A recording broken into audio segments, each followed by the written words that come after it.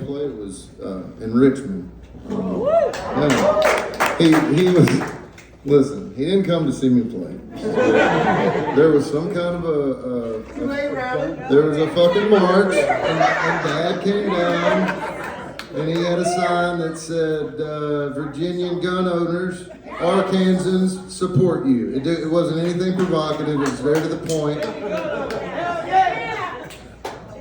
But when he was here for that, he'd been having back problems, and he thought at the time it was just because he was overweight or whatever, and he'd always had back problems. Well, it was that cancer had spread to his back, and it went pretty far. I mean, that just kind of goes to show you how tough he was. I always talk about how tough my dad was. He had cancer growing all over him and thought he had a sore back. But he was tough.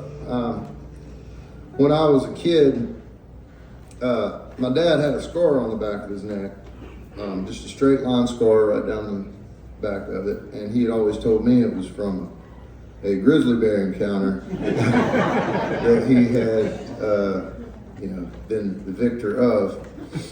And my friends would come over and I'd say, "Hey, Dad, show me your grizzly scar." He'd stick his neck out.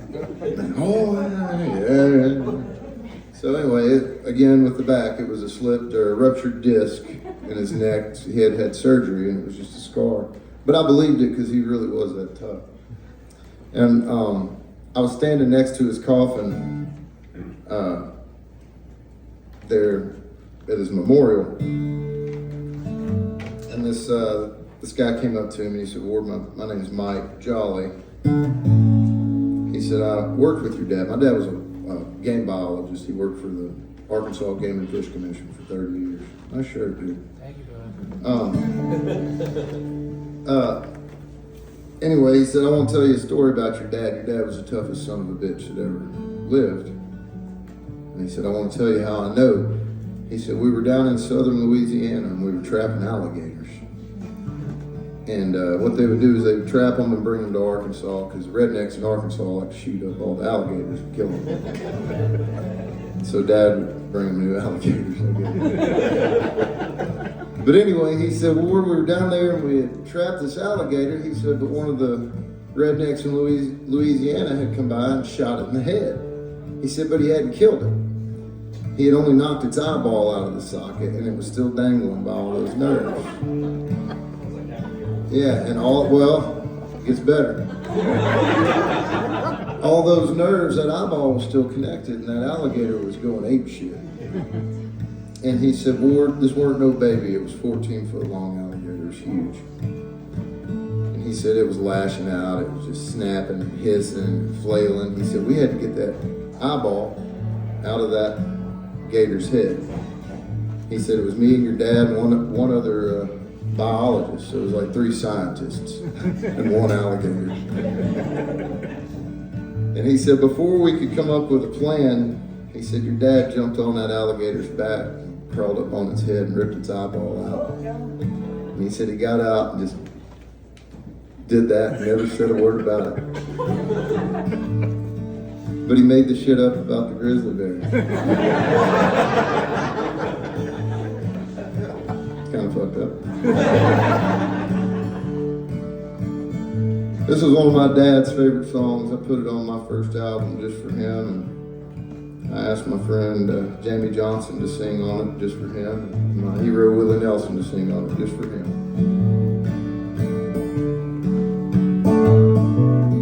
There must be some place for wore-out cowboys, broken down pickers, dreamers like me, where the cue sticks are straight and the beer's always cold and the jukebox is playing Hank Williams for free. Well, I've worked in pool rooms, bar rooms, bedrooms, from Cheyenne to Memphis. It ain't nothing new. Hard-bodied young cowgirl Too many state fair bulls, yeah, I rode them all till I busted and bruised. There must be some place wore out cowboys, them broken down pickers, dreamers like me, where the cue sticks are straight and the beer's always cold and the jukebox is playing Hank Williams for free. Take it, Warren.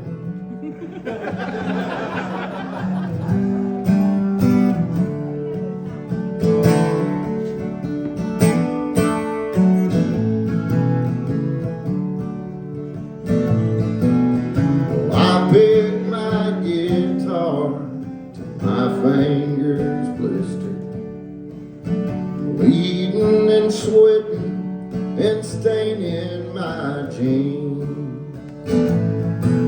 Oh, and they tried to whip me, more dead than dead, and I'm proud of my dues, and God has six strings.